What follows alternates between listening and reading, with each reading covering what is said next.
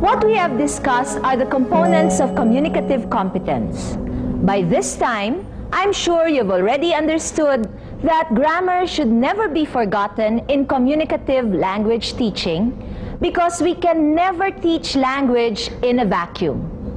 Language forms are important to teach language functions. To recall what we have discussed in this episode, let us remember the following. 1. Grammar is a description of the structure of a language and the way in which linguistic units, such as words and phrases, are combined to produce sentences in the language. 2. Covert grammar teaching means that grammatical rules are not directly given to the students. They are indirectly learning the language without providing them the explanation of the rules. 3. Overt grammar teaching means that the teacher provides the students with grammatical rules and explanations. That is, grammatical information is openly stated. The following are the highlights of the audiolingual method. 1. Speech is language. 2. Oral practice is given much emphasis. 3. It is a teacher-dominated method. 4. The teacher focuses on accuracy of the language. 5. Correct pronunciation, stress, rhythm, and intonation are emphasized. And 6. Drills and pattern practice are usually done. Communicative language teaching has the following characteristics. 1. Integration is emphasized rather than separation of skills. 2. CLT is focused on form and function.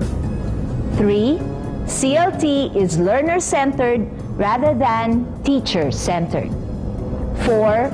In CLT, activities are contextualized or situationalized. The following materials and activities can be used in CLT. 1. Pictures. 2.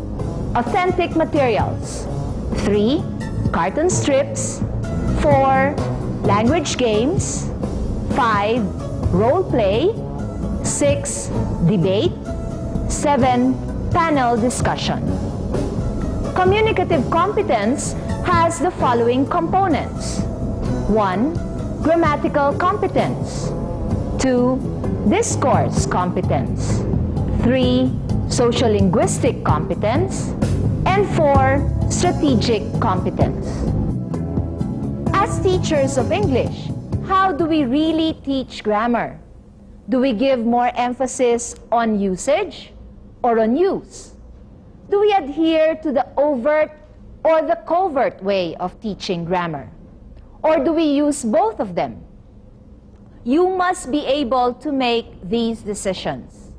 Grammar teaching actually is fun and exciting if we are creative enough to think of ways to teach forms and functions and notions appropriately and meaningfully. In the next episode, we shall take up more interesting ways of teaching grammar. This is your host, Liz Lorenzo, saying goodbye and happy teaching.